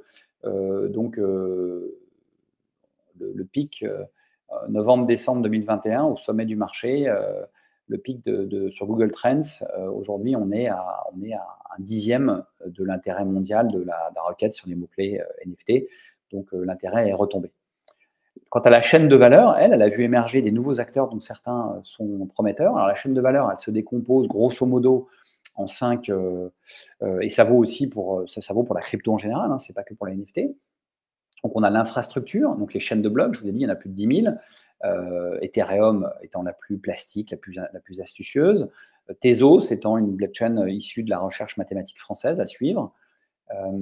Le crypto trading, c'est les plateformes d'échange. Donc, vous déposez des dollars ou des euros, et puis avec ça, vous pouvez acheter des cryptos. Binance est le numéro 1 mondial. Vous avez vu qu'il a dû changer de PDG, il s'est fait refuser sa licence aux États-Unis. C'est assez compliqué. Le Coinbase, qui est le leader américain qui est coté en bourse, a perdu les 2/3, si ce n'est 3/4 de sa valeur. Mais ils existent, ils sont là. C'est des boîtes de plusieurs milliers de personnes. Le stockage de données, donc les données, les fichiers de données, ils sont stockés soit dans le cloud, et c'est Amazon en fait qui a raflé le marché, Amazon Web Services, soit sur IPFS, qui est un réseau de stockage décentralisé. Il y a des marketplaces dédiés aux NFT, la plus connue étant OpenSea, qui était la pionnière. Elle s'est fait doubler par Blur, qui a été lancée avec des prix plus agressifs, sachant qu'Amazon a lancé sa propre plateforme de négoce NFT en avril l'année dernière. Et puis après, sur la détention, donc, vous avez Ledger, dont je vous ai parlé, qui fait des wallets, donc des portefeuilles physiques. Et puis, vous avez MoonPay.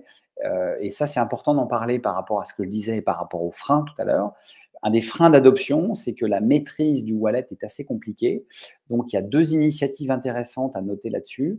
Il y a une extension Google qui s'appelle MetaMask, qui est très largement utilisée, qui permet en fait, sans rien comprendre à la crypto, de déposer des dollars et des euros et puis d'acheter des NFT. En fait, quasiment, l'extension Google fonctionne, elle lit le site sur lequel vous êtes sur Binance, vous êtes sur OpenSea, elle voit que c'est des NFT et vous pouvez transférer vos Ethereum pour les acheter. Mais la difficulté donc de la détention, c'est qu'il faut acheter les NFT avec des cryptos. Et c'est très difficile d'accéder aux cryptos. C'est pas évident. C'est pour beaucoup de personnes, c'est un frein. Et puis vous avez MoonPay. MoonPay, c'est une boîte européenne qui, elle, a essayé de rendre complètement fluide justement l'expérience utilisateur. C'est-à-dire que je paye en carte bleue et derrière, ça y est, j'ai mes NFT. Je ne sais même pas ce qui s'est passé. Je ne sais pas que derrière MoonPay m'a créé un wallet crypto, qu'elle a transformé mes euros de ma carte bleue en Ethereum, qu'elle les a achetés, qu'elle a été chercher mon NFT, qu'elle a mis sur mon wallet. Ils ont réussi à rendre l'expérience seamless, comme on dit, sans couture. C'est un mot assez habituel dans le digital, pour parler de ces expériences d'utilisateurs qui sont fluides, et c'est celles qui aujourd'hui fonctionnent dans le digital. Mais néanmoins, l'écosystème manque de simplicité, il manque de simplicité d'accès, il manque d'interopérabilité, c'est-à-dire que si vous avez mis votre image sur IPFS, vous ne pouvez pas la transférer sur Amazon. Si vous avez un portefeuille sur Ledger, vous ne pouvez pas le transférer sur MoonPay. Si vous avez miné votre NFT sur OpenSea, ça va être très compliqué après de changer les règles pour le mettre sur Blur. Donc tout ça, c'est assez compliqué. Et puis surtout, ce que je vous montre là, je vous montre quelques acteurs leaders, mais à chaque fois derrière, c'est 250 exchanges. C'est 10 000 blockchains. Donc à chaque fois, c'est des marchés fragmentés où il n'y a pas eu l'effet de réseau qu'on a eu dans toutes les applications Internet, où il y a un Airbnb, il y a un Le Bon Coin. Voilà. Donc on n'a pas encore eu de concentration, et ce qui montre encore par rapport au point que soulevait Louis au départ, qu'on est encore dans cette phase d'immaturité. Sur le NFT, l'effondrement du marché a eu cet intérêt. Pour le coup, là, ça s'est décanté. On a un duopole aujourd'hui. Ils sont plus que 2. Il y a Blur et OpenSea. Tous les autres petits, Rarible ou Luxware, ont disparu, mais la clé sous la porte sont en train de le faire. Donc ça, c'est intéressant parce que s'il reste 2 acteurs et qui sont solides, on va pouvoir construire dessus. Donc, qu'est-ce qui reste aujourd'hui de tout ça, après cette euphorie? Il reste 14 millions de gens qui ont acheté un NFT, dont seulement 2% sont encore actifs, c'est-à-dire achètent et vendent, c'est-à-dire 300 000. Mais néanmoins, ces 14 millions, ils peuvent se réveiller à un moment donné, ils ont mis de l'argent. Alors, qui sont-ils? C'est majoritairement des hommes de moins de 35 ans, américains ou chinois. Il y a 3% de Français qui ont acheté des NFT depuis 2020. Mais 25% des Thaïlandais. Vous voyez, donc il y a des marchés où l'adoption était beaucoup plus forte. Des cas d'usage prometteurs, donc une nouvelle source de revenus pour les artistes et un moyen d'échanger avec leur public. Je l'ai pris tout à l'heure l'exemple du graffeur. Des billets d'entrée, des produits dérivés qui se voient conférer des utilités et une liquidité. C'est-à-dire qu'avant, quand vous achetiez un poster en série limitée d'une expo et que vous voulez le revendre 10 ans après parce qu'il y avait de la valeur, vous ne pouvez pas le revendre et c'était compliqué parce qu'il fallait passer par eBay ou Boncoin. Là, si vous achetez un crypto souvenir, un NFT souvenir, vous allez pouvoir le revendre 2 jours après. Et puis, ça, c'est le point qu'a soulevé Frédéric et sur lequel il faut insister, c'est l'utilité des NFT pour servir de médium entre le monde digital et le monde réel. Donc, on va pouvoir amener des œuvres d'art numériques dans du physique à travers des écrans. On va pouvoir prendre des œuvres d'art physiques et en faire des produits dérivés sur le digital. Le marché est toujours vivant, parce que comme je vous le disais, il y a eu une vente en juin où il y a eu 37 NFT vendus pour 11 millions de dollars. Voilà, et les acheteurs étaient, ce qui est très intéressant pour Sotheby's, c'était 61% de nouveaux acheteurs, donc ça fait venir encore une fois des nouveaux acteurs. Et là, ils avaient encore une fois, ça plutôt jeune. Et puis, l'art gagne de plus en plus de place, c'est-à-dire que l'art digital, lui, fait vraiment son chemin lentement et sûrement, avec une progression régulière, et ça, c'est plutôt une bonne nouvelle. Et puis derrière, il faut savoir que dans ces nouveaux acheteurs, il y a des gens assez impressionnants. Voilà, il y a un grand collectionneur qui s'appelle Cosimo de Medici, donc c'est une ironie sur Côme de Médicis, qui, vous le savez, était un prince florentin et un grand mécène. Et derrière Cosimo Medici, on a Snoop Dogg. Et Snoop Dogg, il a une collection aujourd'hui impressionnante, c'est une vraie passion. Il écrit dessus, il a son compte Twitter pour raconter sa vie en tant que collectionneur, en tant que Cosimo Medici. Je vous ai mis l'adresse ici, vous pouvez le suivre. Et il a un X-Copy, qui est un des top 10 artistes qu'il a payé 1,8 million. Il a plusieurs CryptoPunks dans les collections. Il faut savoir que les CryptoPunks, il y en a une qui est rentrée dans les collections du musée Pompidou. Donc, c'est quand même assez sérieux. Il y en a 8. Il a Life and Death de DK Motion qu'il a payé 1 million de dollars. Donc, c'est vraiment intéressant parce qu'on voit que finalement, Snoop Dogg, c'est quelqu'un qui a toujours cherché à être avant-gardiste et qui est dans une musique qui elle-même était au départ marginale, le rap, et qui est devenu mainstream. Peut-être qu'il va se passer la même chose avec les NFT quand on voit le type de collectionneur qu'on a. Pour ne pas parler forcément des nouvelles relations muséales, mais pour pouvoir parler plutôt de qu'est-ce qu'on peut faire d'un point de vue marketing avec les NFT, on peut faire du crowdfunding.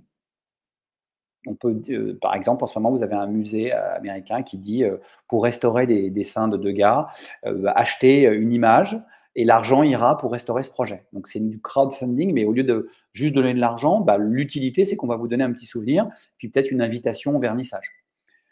Ça peut prendre une forme de mécénat beaucoup plus fort. Les œuvres de Refik Anadol qui ont été exposées au MoMA à New York, elles ont été financées par le privé, par des grands mécènes privés qui ont financé entièrement l'opération. Et donc, on va chercher de nouveaux mécènes. On peut demander à Snoop Dogg, tiens, qui aime l'art numérique, tiens, il va financer ce truc au MoMA, alors que les financiers, une expo Rembrandt, ça va pas trop l'intéresser. On peut faire des produits dérivés numériques, je l'ai montré l'exemple du musée d'Orsay. Et puis, on peut être dans la création d'œuvres numériques, c'est-à-dire faire en sorte qu'on va faire rentrer dans les collections des œuvres, on va faire des commandes, finalement, comme ça se faisait, comme ça s'est toujours fait, des commandes publiques. Au lieu de demander à un artiste d'aller faire la fresque du plafond de l'Opéra, Chagall, on va demander à un artiste de faire une série qui va après rentrer dans un musée. Donc, ce qui est là va fonctionner aussi sur une marque. Une marque peut demander à un artiste de faire des œuvres numériques qu'elle va acheter pour aller les mettre dans ses magasins, ce que d'ailleurs LVMH a fait. Une marque peut créer des produits dérivés numériques d'un produit. On va faire un jumeau numérique, par exemple, ce que Nike fait avec les Air Jordan. On peut faire du crowdfunding sur tout un tas de projets avec des NFT. Donc voilà, vous avez avec une idée de dire vous allez avoir un souvenir qui va être une image, qui va être un objet numérique. Donc la plasticité est assez forte et très riche, sachant que vous avez des usages derrière. Parce que je voudrais terminer par ça. Je voudrais terminer par juste 2 slides sur un autre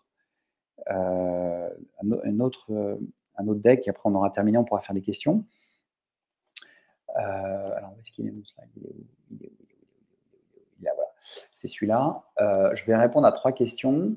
La première, c'est celle que plusieurs ont posée, qui est, vous voyez, voilà, vous voyez mon truc, je vais réduire un peu la marge et monter un peu. Qu'est-ce qui structure la valeur d'un NFT?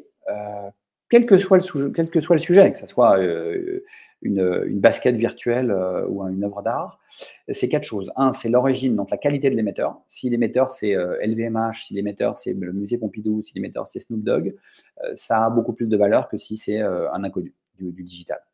La deuxième chose, c'est la rareté. Bah, évidemment, si vous faites un seul NFT et si vous en faites 10 000, et si vous en faites 10 000 en ne disant pas si vous en ferez que 10 000, peut-être 20 000, bah, ça a plus de valeur quand vous en faites qu'un, ça c'est évident. Le deuxième, c'est le sous-jacent, c'est-à-dire il y a quand même un élément de dire le sous-jacent, c'est quoi? Le sous-jacent, si c'est une œuvre unique d'un des plus grands artistes mondiaux, bah, ça a plus de valeur que si c'est juste une petite copie générée par de l'IA, une image créée par de l'IA. Et puis enfin, le quatrième élément qui est vraiment très spécifique au NFT, c'est comme je vous l'ai dit, comme dans les smart contracts, on peut créer des éléments contractuels liés à l'œuvre, on peut par exemple dire qu'on va faire bénéficier aux détenteurs d'un NFT de droits, des droits d'auteur, des droits économiques. Et donc il peut y avoir une valeur économique derrière qui fait que ça devient aussi un actif, presque un actif financier qui va générer quelque chose. Voilà. Donc c'est la combinaison de ces quatre-là qui va faire la valeur en fonction, bah, si j'ai un émetteur exceptionnel avec un nombre de NFT rares, que l'idée qui est derrière la création est vraiment intéressante et qu'en plus je peux en avoir des droits économiques au-delà de la spéculation ou de la revente, je vais avoir un NFT qui aura énormément de valeur. Ça, c'est quelque chose que je voulais vous montrer. Sur ça, j'en ai déjà parlé. Et après, je voulais terminer par deux choses. Je voulais terminer par, voilà, ça c'est pour vous montrer, c'est un canevas stratégique pour vous dire, oui, sur la rareté, je fais un exemplaire où j'en fais l'infini. Le prix, je fais quelque chose de pas cher, je fais quelque chose de cher. Et toutes les possibilités qui sont offertes. Par exemple, ici, ce qui est intéressant, j'ai parlé des NFT, mais il y a des variantes et des formes et une plasticité en fait énorme. Vous avez un nouveau protocole qui est en train de voir le jour qui s'appelle les SBT, donc les Soul BT, qui va permettre de faire des NFT qui ne sont plus échangeables et transmissibles. Ce qui veut dire que, vous savez, dans les musées, par exemple, il y a le principe d'inaliénabilité de l'œuvre d'art, c'est-à-dire qu'un tableau qui appartient à l'État, on ne peut pas le vendre. Et ben, demain, vous créez un NFT, il va rentrer dans un portefeuille, et si c'est un SBT, et ben, il ne pourra jamais sortir de ce portefeuille. Donc, c'est la garantie qu'on ne pourra jamais le vendre. Donc, ça, c'est un exemple. Vous avez un travail en cours sur la possibilité de faire des NFT locatifs, c'est-à-dire des NFT qui se louent. Donc, vous imaginez les possibilités que ça peut donner sur plein d'objets numériques. Je pourrais louer mon avatar dans un jeu vidéo temporairement à un copain parce que je ne vais plus jouer à ce jeu et puis je pourrais le reprendre après. Voilà. Vous avez les FNFT, les fractionable NFT, c'est de dire un NFT c'est pas fongible, mais je vais faire un NFT lui-même qui est fractionné en bouts fongibles. Donc je vais pouvoir par exemple prendre un tableau, un NFT d'une œuvre d'art très chère, ben, je vais pouvoir en fait la vendre sous forme de 1000 composants, qui fait que l'œuvre d'art valait 10 000 $, ben, en fait j'en fais 1000 et quelqu'un peut acheter juste un petit bout à 100 $. Donc vous voyez, c'est ça qui est assez fou, c'est la plasticité et les immenses possibilités qui sont offertes. Et je terminerai par ça. C'est au fond, tout ça c'est très bien, mais est-ce qu'il y a des usages? Qu'est-ce que font les gens de leur NFT? Comme on l'a dit, on était sur des publics assez jeunes. Aujourd'hui, le mot clé, c'est le mot flex. En fait, l'intérêt et le différentiel de la création, de l'œuvre de création de numérique par rapport au physique, c'est sa plasticité, j'ai dit sa flexibilité. Si vous avez une œuvre d'art physique, bah, vous avez un tableau comme le mien qui est derrière, là, sur le mur. Si je veux l'emmener chez moi, il faut l'emballer, il faut prendre la voiture, il faut faire attention, il ne faut pas casser la vitre, etc. L'avantage du NFT, c'est que vous pouvez le mettre sur votre économiseur d'écran, vous pouvez le mettre sur un écran plat chez vous, mais vous pouvez le mettre dans 3 endroits différents chez vous. Vous pouvez le mettre sur votre écran d'ordinateur, sur votre télé, sur la télé de la cuisine. Vous pouvez l'exposer dans des musées qui vont ouvrir dans le métaverse, donc vous pouvez le prêter, puis peut-être pourquoi pas les gens paieront un ticket d'entrée pour entrer dans ce musée et vous aurez des droits. Vous avez le wearable aussi, hein, vous savez, avec les fameuses lunettes, là aussi, les Google Glass et toutes les lunettes qu'on nous amène et la réalité augmentée. vous avez la possibilité de, par exemple, vous allez acheter un NFT, vous allez vous faire un t-shirt où vous allez mettre le dessin d'un de vos NFT sur votre t-shirt, et quand les gens vont vous regarder, ils vont voir en fait sur votre t-shirt blanc, ils vont voir une œuvre d'art grâce à des lunettes digitales. Donc en fait, le fait de pouvoir utiliser l'œuvre dans toutes les applications digitales fait que si vous êtes propriétaire de cette œuvre, vous avez beaucoup plus d'usage que si vous avez une œuvre physique, et ça correspond bien à ce que veulent faire les jeunes générations. Et puis comme il est aussi beaucoup plus liquide, quand vous en avez marre, vous mettez ça sur une plateforme en 2 clics et puis quelqu'un peut l'acheter. Alors que se débarrasser d'une œuvre d'art physique, les ventes aux enchères, c'est des ventes avec à date fixe, il faut amener l'œuvre d'art, il y a des commissions énormes de 25-30%, c'est lourd. Voilà. Là, il y a une liquidité en fait, même pour des toutes petites choses qui ne valent pas grand-chose. Donc c'est ça qui fait qu'au final, on a une attractivité sur la génération Z qui fait que pour moi, il n'y a pas photo, les NFT ne vont pas disparaître.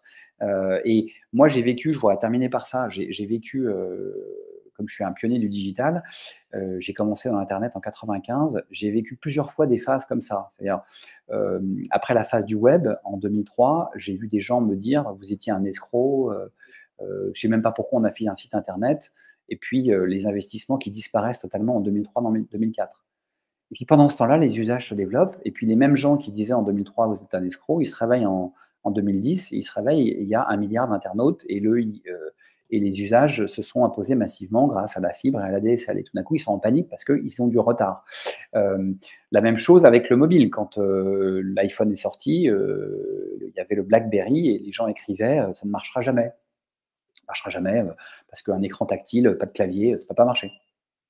5 ans après, il y avait 1 milliard d'utilisateurs de smartphones. Voilà. Donc, moi, je crois pas du tout que quand il y a eu une spéculation comme ça, comme on a vu dans la bulle d'Internet de 99-2000, ça veut dire, parce que le marché a disparu, parce que la spéculation a disparu, ça veut dire qu'il faut tout jeter. Je pense que derrière, les usages, il leur faut du temps pour s'installer. D'ailleurs, il y a eu pas mal d'articles qui ont été écrits à la fin, après l'effondrement de la bulle spéculative. Il y a pas mal d'acteurs qui ont écrit « Finalement, c'est une chance pour nous, parce qu'on va aller dans les soutes, on va se mettre au travail, on va continuer à bosser sur nos applications, nos infrastructures, qui vont sortir dans 2 ans, dans 3 ans, dans 4 ans. Et évidemment, quand vous allez avoir plein d'applications qui vont sortir, quand le métaverse de Facebook va sortir 20 milliards d'investissements, forcément, il y aura de la publicité, on va en parler. Et donc, les usages, à mon avis, vont continuer à se développer. Et moi qui suis le marché de l'art, je vois que dans les foires, maintenant, on voit des œuvres d'art numérique, il y a des festivals qui se développent, il y a un espace qui s'est créé à Paris, une galerie d'art dédiée aux NFT. Donc, je ne pense pas que ça va disparaître, mais je pense que ça va prendre du temps. Voilà. Louis, tu es là? Je suis là. Je t'écoutais avec grande attention, comme je pense tous nos étudiants et les spectateurs du live. Merci, c'était très riche. Je pense que ça a été à la fois utile pour des gens qui découvraient la blockchain et les NFT, donc ça a permis de manière très pédagogique de pouvoir poser les bases. Et puis aussi, tu nous as apporté plein d'insights business avec ta vision, avec tes partis pris. C'est aussi ça une masterclass. Et donc, si tu es d'accord, on va peut-être prendre les questions. Alors, tu as déjà répondu à pas mal de questions hein, pendant le long de ta masterclass. Merci en tout cas pour cette agilité. Alors, on a Frédéric qui nous dit un exemple qui me perd un peu. Tiens, d'ailleurs, je peux peut-être les faire apparaître sur le live. Ouais, voilà. Un exemple qui me perd un peu, un ami graffeur mondialement connu réalise une œuvre avec l'aide de Midjourney.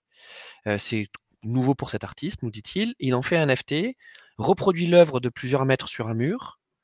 Et alors, par contre, la Godefroy, effectivement, dans ce que tu décris, on est limité. C'est-à-dire qu'en fait, on ne peut pas blockchainiser cette œuvre. Ou en tout cas, comment on pourrait le faire? On peut pas blockchainiser cette œuvre au sens où on va pouvoir commercialiser, comme je l'ai dit, la version digitale. Et donc finalement, la transcription de l'œuvre sur le mur devient quelque part un prétexte de communication, devient un prétexte de valorisation d'une NFT en disant waouh, cette œuvre, elle existe aussi physiquement. Il y a des projets en cours il y a 2-3 projets privés qui essayent d'utiliser les NFT sur des œuvres d'art physique pour en faire un certificat d'authenticité.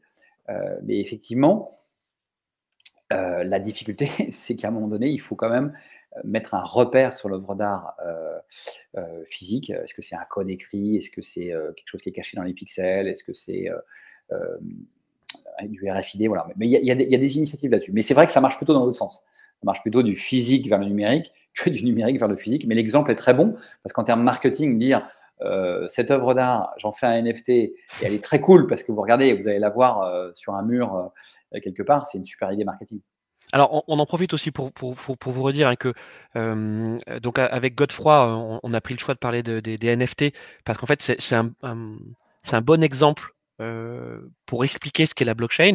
Bien sûr, il n'y a pas que ça, hein, et notamment pour les œuvres d'art, qui a été un peu le fil rouge hein, de ta présentation. Il n'y a pas que ça, mais ça permet de bien comprendre quels sont les cas d'application. Et justement, Frédéric, sur un cas d'application, deuxième question de Frédéric, il nous dit l'industrie du porno fonce sur les nouvelles technologies.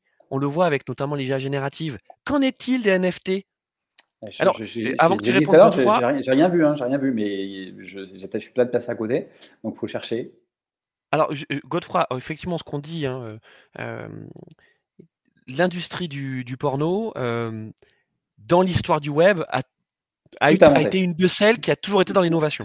Voilà, Oui, donc c'est pour ça que la question de énormément Frédéric inventé est très pertinente. bien sûr, sur le marketing, sur la publicité, etc., sur les modèles, bien sûr, bien sûr, bien sûr. Donc, pour l'instant, désolé Frédéric, en tout cas, Godefroy n'a rien vu passer là-dessus, Non, mais je regarde pas on ne beaucoup, sait jamais. voilà, je regarde pas beaucoup. Exactement. Alors, on avait une autre question qui était de Bénédicte qui nous disait ce serait intéressant d'intégrer la blockchain dans la gestion des magasins grande surface tels que Carrefour, etc. Je pense que la question de Bénédicte, elle est surtout sur la supply chain. Qu'est-ce que la blockchain pourrait apporter justement à la supply chain, notamment à la supply chain internationale? Ah ben, il y a déjà là, c'est typiquement dans les projets de fonds qu'on ne voit pas, il y a, plusieurs blockchains assez importantes créées par des anciens consultants, McKinsey et autres, qui font des blockchains avec des projets corporate et une de leurs typologies de clients, c'est de monter des, outils de traçabilité, supply chain, sur la blockchain. Il y en a plein. Plein. On ne les voit pas, ça n'intéresse personne. Si vous allez lire, vous tapez supply chain blockchain, vous trouverez plein d'articles dans des magazines comme de très, très pointus sur la logistique, mais toutes les problématiques de traçabilité de la supply qui ont été mises en place dans les années 2000 à partir de logiciels, en fait, sont en train de se transposer sur la blockchain parce que c'est beaucoup plus facile.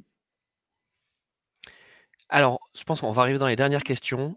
J'en profite avant d'oublier, Bien sûr, vas-y Godefroy. avant d'oublier, non, mais je ne sais pas ce que je voulais faire. Je voudrais juste vous dire un truc, vous montrer un truc, c'est un livre que vous pouvez, enfin, moi, c'est le livre que je recommande quand on me demande de vulgariser le sujet. C'est ce livre-là, voilà, c'est Blockchain vers la nouvelle chaîne de valeur, qui a 3 ans, mais il a été mis à jour, il est chez Erol. Il est remarquable. Parce que dedans, il y a l'aspect technique, mais il y a aussi des philosophes, des juristes qui ont écrit. Il couvre à peu près tous les sujets. Il est admirable en termes de vulgarisation. Voilà. Si vous voulez, ça prend à peu près 4 heures à le lire. Si vous voulez investir du temps, c'est le livre à lire. Il n'y en a pas d'autre. Voilà. Tu nous redis comment il s'appelle? Blockchain vers de nouvelles chaînes de valeur chez Erol. Chez Erol. Voilà. Parfait. Vous l'avez. Juste petite parenthèse parce que si quelqu'un demande, ça c'est fait. Et moi, je sais que ce livre reste une référence pour moi. Parenthèse. Écoute, on prend toutes les recommandations. Dans les dernières questions, bien sûr, on est sur les crypto-monnaies, les crypto-actifs, le Bitcoin en premier lieu. Qu'est-ce que tu peux nous dire justement sur cette fièvre autour du Bitcoin dont on a un peu de mal à comprendre en fait, parce que finalement l'écume qu'on a, c'est l'écume des médias qui nous disent oui, alors le Bitcoin a encore chuté, tiens, il remonte, mais en fait, ça correspond à quoi tout ça? Ça correspond à une économie purement spéculative, c'est-à-dire vous avez un actif qui a une vertu, c'est que le Bitcoin, si vous voulez, on sait par essence qu'il est voué à avoir une limitation de sa quantité. Donc à partir du moment où vous avez créé un marché où les gens disent ce truc-là est un actif intéressant pour mettre de l'argent, et qu'on sait qu'il n'y a aucune chance que du jour au lendemain, on passe de 1 milliard de bitcoin émis à 4 milliards comme le papier. C'est devenu une sorte de refuge anti-inflation, comme l'or. D'ailleurs, il est assez corrélé à l'or en termes d'évolution de cours sur le long terme. Pourquoi? Parce que tel qu'il a été inventé, tous les 6 mois, il y a un changement du régime de minage, donc de création, qui fait que ça devient de plus en plus coûteux et qu'il y a de moins en moins de bitcoin à émettre. Il y a une limitation qui a été donnée de fait. Donc on sait qu'à horizon 2024-2025, peut-être 2026, il n'y aura quasiment plus de nouveaux bitcoins.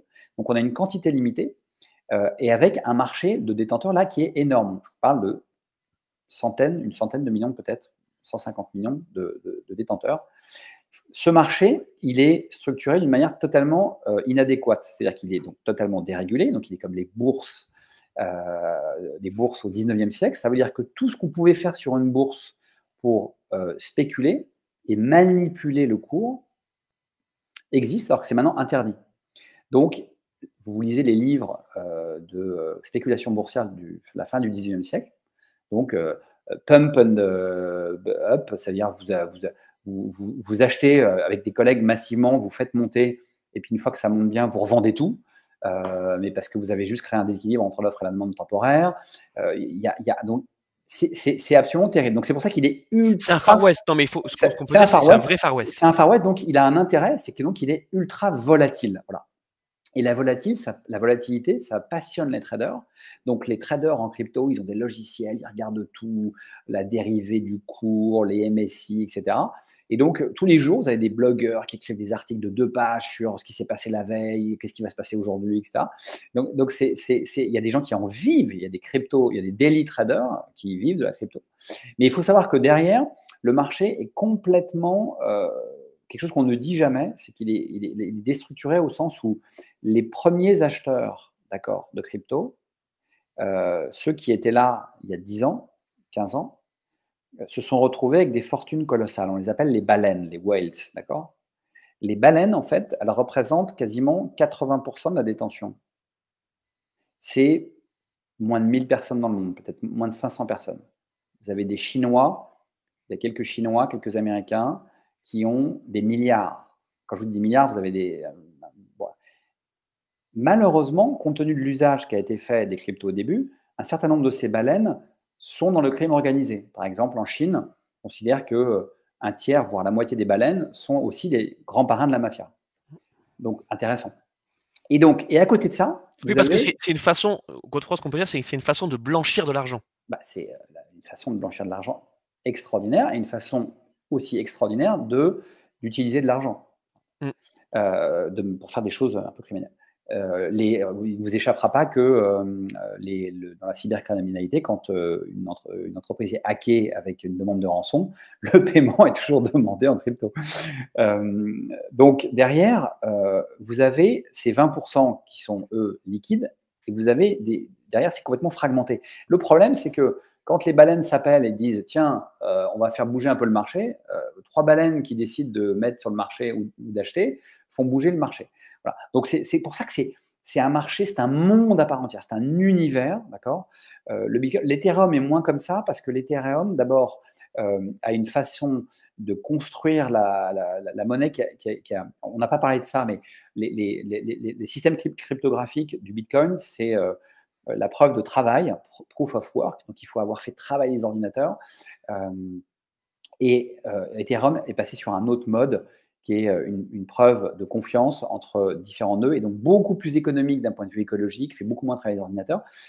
Et puis, il y a beaucoup plus d'usages pratiques et pratico-pratiques dans le Ethereum, comme on l'a vu d'ailleurs avec le NFT. Et donc, vous pouvez lire et suivre Vitalik Buterin, qui est le fondateur de la blockchain Ethereum et qui est un des plus grands leaders du numérique dans le monde. Hein. C'est un jeune russe de 30 ans. Et ouais, peut-être que ce qu'on peut dire pour résumer sur l'Ethereum, c'est que c'est un peu la V2 du Bitcoin. C'est l'amélioration technologique du Bitcoin. C'est tous les défauts du Bitcoin qui ont été corrigés, que ce soit dans la gouvernance, dans l'aspect spéculatif, l'aspect technologique. Tout à fait. Voilà. Et donc, pour dire qu'aujourd'hui, le Bitcoin est là pour durer, c'est un actif, une classe d'actifs particulière, c'est très compliqué. Mais la volatilité fait que c'est à la fois très dangereux parce que vous pouvez acheter des bitcoins aujourd'hui et demain matin, vous avez perdu 20%. Et peut-être que dans un mois, vous aurez gagné 40%. Donc, si vous y allez, un conseil, À mon avis, il faut y aller parce que c'est une formidable. De la même façon que lire des livres, posséder un tout petit peu de crypto, c'est une façon de s'intéresser parce que même si vous avez 0,01 Bitcoin, c'est-à-dire 40 euros, vous allez regarder tous les jours sur votre appli le cours de vos 40 euros. Ah, c'est 43, c'est 38, etc. Donc vous êtes dedans. Donc moi, j'ai un conseil. Vous allez vous ouvrir un compte sur Coinbase ou sur CoinHouse, qui est la plateforme française, et vous investissez 50 euros et vous êtes dedans. Voilà. Et après, comme dans tous les marchés hyper spéculatifs, hein, la seule règle pour être sûr de gagner, c'est en fait d'investir régulièrement. C'est-à-dire que si vous mettez 50 euros tous les mois, à la fin de l'année, vous êtes sûr d'avoir gagné. Pourquoi? Parce que vous aurez peut-être un jour acheté 50 trop cher, mais une autre fois 50 très bas. Et donc, à la moyenne, vous allez vous retrouver gagnant. Voilà. Sur le long terme, le fait que le Bitcoin soit une rareté, qu'il y ait de plus en plus d'argent qui viennent dessus, notamment avec ces fonds américains, fait que effectivement, il risque de prendre de la valeur dans le temps. Ce n'est pas une prévision débile de le dire, même si son utilité n'est que spéculative. Je ne sais pas si ça répond un peu à la question. Non, très bien. Encore une fois, c'était très pédagogique et pour terminer, tu vois, je vais afficher un des commentaires, ils sont nombreux, mais tu vois, de Thomas qui nous dit: «C'était passionnant». Voilà, tout simplement. Merci beaucoup. Encore un grand merci Godefroy d'avoir passé ce moment, avec nous. Je le répète, c'était riche, c'était dense, mais c'était, aussi une bonne entrée en matière dans cet univers, foisonnant qu'est la blockchain, à surveiller de très près. Et puis aussi, moi je suis ton conseil qui est celui de dire, allez-y, enfin allez en tout cas sur les plateformes de trading, à vocation pédagogique, hein. N'allez pas dépenser tout votre argent, mais dans un premier temps, c'est effectivement des petites sommes, hein, 50 €, c'est pas une très grosse somme, mais ça permet de bien comprendre quelles sont ces mécaniques, d'un univers qui, pour l'instant, est très, très peu réglementé, voire pas du tout. Voilà, c'est aussi ça pour les nostalgiques du Far West, hein, on l'a pas connu, mais pour ceux qui se disent: «C'est quoi le Far West digital?» Eh bien, c'est exactement ça. Merci Hem, beaucoup. heu, peut-être, Godefroy, on peut inviter, tous ceux qui ont suivi cette masterclass à te retrouver sur LinkedIn. Toi, tu es plutôt très actif sur LinkedIn, c'est ça, hein? C'est là en tout cas où je suis le plus présent, ouais. Tu partages notamment, pas mal d'actualités autour de Headhunting Factory, hein, l'entreprise que tu diriges, mais pas que, hein. On va dire que tu fais, une revue de presse régulière sur les innovations, le digital? Un petit peu, un petit peu. J'essaie j'ai du mal à être régulier, mais même si mon gourou et mon maître reste Louis, toi, je je je ce que j'aime sur LinkedIn et ce que j'essaie de faire, c'est que c'est un des derniers réseaux sociaux où les contributeurs ont gardé une éthique que leurs contributions, contiennent systématiquement une information qui peut être utile. Oui. Et donc c'est l'idée de partage. Donc si on n'a rien à dire, si on n'a rien à partager, faut rien dire. Parce que c'est ça qui fait encore la qualité de ce réseau social par rapport à d'autres où c'est juste soit de la vanité, soit Twitter est devenu un On y endroit. apprend des choses, je suis Voilà, d'accord avec toi. on y apprend tous les jours quelque chose. Voilà, c'est ça qui est génial, c'est l'intelligence collective. Merci beaucoup Godefroy, on te passe une excellente journée et puis, à bientôt avec le MIMCI. Merci, au revoir.